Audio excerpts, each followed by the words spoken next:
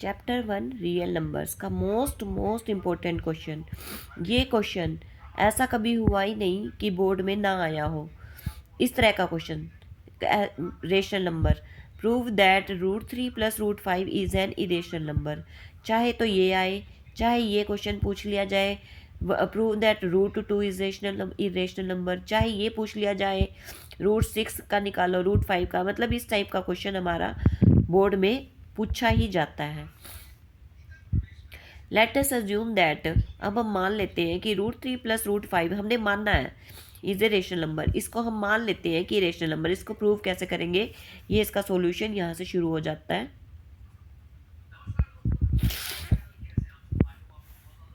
Let us assume that √3 + √5 is a rational number. Then there exist co-prime positive integers a and b such that, अब हम क्या करेंगे कि एक को प्राइम पॉजिटिव इंटीजर्स ले लेंगे a और b।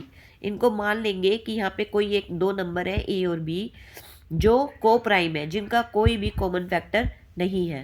√3 + √5 को हम a/b के रूप में रख लेंगे क्योंकि एक ही रेशनल नंबर बन गया। हमने इसको रेशनल मानना है तो तभी तो a/b के फॉर्म में रखा ना। ये देखो a/b कुछ भी हो सकता है। जब हमने इनको डिवाइड किया तो हमारा ये आंसर आ गया, तो मतलब ये इंटीजर्स हुए और डिवाइड भी हो रहा है ये, तो a/b के फॉर्म में आ गया। और a/b को प्राइम पॉजिटिव इंटीजर्स हैं और जो कटते नहीं आपस में। तो अब हम क्या करेंगे, a/b -√3 तो यहाँ रख लेंगे, -√3 को a/b के पास ले आएंगे और यहाँ पे √5 बच जाएगा। अब हम क्या करेंगे, स्क्वेयरिंग बोथ साइड, अब दोनों साइड्स को स्क्वेयर कर देंगे। वी गेट a/b -√3 की whole square is equal to √5 की होल स्क्वेयर, ताकि हमारा 5 यहाँ से रूट हट जाए। अब एक फॉर्मूला होता है हमारा a + b की होल स्क्वेयर और एक फॉर्मूला होता है a - b की होल स्क्वेयर। तो अब हमारा यहाँ पर कौन सा फॉर्मूला लग रहा है, a - b की होल स्क्वेयर। तो a - b की होल स्क्वेयर का फॉर्मूला होता है a² + b² - 2ab, और इस फॉर्मूले को हम इसमें पुट कर देंगे।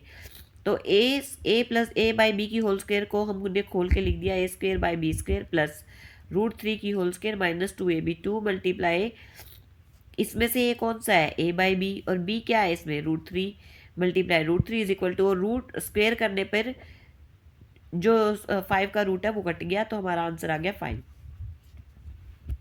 अब हमने इसको क्या किया, a² / b², 2ab √3 इधर लिख लिया, और क्योंकि इसका स्क्वेयर कट गया था तो इसको हमने यहाँ लिख दिया इज इक्वल टू 5।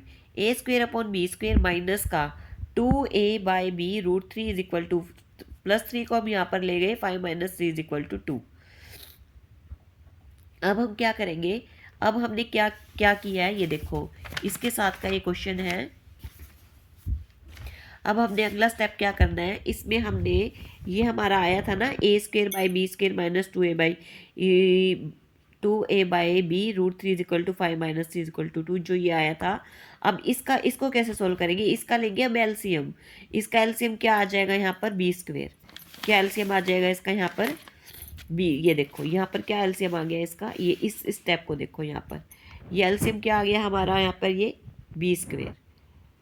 b² हमारा एलसीएम आ गया। b² को b² से डिवाइड करेंगे तो 1 आएगा, तो ऊपर क्या बचेगा a² माइनस, अब b को b² से डिवाइड करेंगे तो एक भी बचेगा हमारा, क्योंकि 2 b थे, 2 b में से एक b है, एक b बच गया, तो 2a के साथ हम ऊपर क्या लगा देंगे b, √3 इज इक्वल टू 2। अब हमारा एलसीएम हो गया कंप्लीट। अब हम कैसे सोल्व करेंगे इसको, ये देखो a² - 2ab √3, जो b² है ये 2 के साथ मल्टीप्लाई हो जाएगा। ये देखो, ये हमेशा ध्यान रखना, जब इक्वल टू के यहाँ पे कोई डिवाइड होती है तो मल्टीप्लाई, मल्टीप्लाई हो तो डिवाइड, प्लस हो तो माइनस, माइनस हो तो प्लस। ये हो गया, तो -2ab √3। अब a² को हम 2b² के साथ ले जाएंगे, 2b² माइनस a², क्योंकि हमने √3 की वैल्यू निकालनी है। किसकी निकालनी है, √3 की। तो √3 क्योंकि सोल्व नहीं हुआ, √3 हमारा सोल्व नहीं हुआ, तो हम √3 को यहीं रखेंगे, और जो -2ab है क्या हो रहा है, मल्टीप्लाई। अब ये देखो यहाँ पर b² डिवाइड हो रहा था तो हमने मल्टीप्लाई कर दिया था। अब हमारा 2ab क्या हो रहा है, मल्टीप्लाई हो रहा है, तो हमने यहाँ पर डिवाइड कर दिया। अब देखो यहाँ पर माइनस था, तो मैंने क्या किया, जब -2ab के साथ आया तो मैंने इसके भी साइन चेंज कर दिए। जो a² माइनस में था इसको प्लस में कर दिया, और जो 2b² हमारा माइनस में प्लस में था उसको माइनस कर दिया। बाहर साइन माइनस कॉमन लेके, माइनस साइन कॉमन लेने के बाद जो माइनस होता है वो प्लस हो जाता है, और जो प्लस होता है वो माइनस। किस लिए किया, ताकि माइनस माइनस आपस में कट जाए और हमारा पॉजिटिव आंसर आ जाए। अब हमने क्या देखा, ए और बी तो हमारे इंटीजर्स हैं, ए और बी तो हमारे कोई भी इंटीजर्स हो सकते हैं, और इसी और A square minus two B square upon two A B is a rational. और अगर ए और बी इंटीजर्स है तो इसका मतलब ये हमारी रेशनल नंबर हुई, इसका तो आंसर निकल सकता है, इसका तो आंसर निकल सकता है। ये हमें यह दर्शाता है, दिस इम्प्लाइज का मतलब होता है, ये हमें ये दर्शाता है कि √3 इज ए रेशनल नंबर।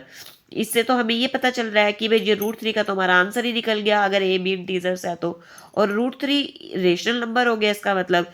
लेकिन हमने जो मानना, ये सच्चाई से बिल्कुल विपरीत है, ये सच्चाई से बिल्कुल विपरीत है, क्योंकि √3 हमेशा इरेशनल होता है, √3 का कोई वैल्यू नहीं मानी जाती, √3 इरेशनल माना जाता है।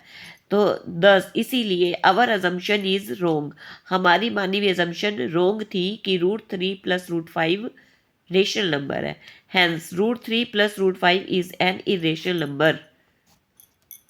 ये क्वेश्चन तुम्हारा 3 नंबर का या 5 नंबर का बोर्ड क्लास में जरूर आता है, तो इसे बिल्कुल पक्के से पक्का अच्छे से तैयार कर लें। Thank you for watching.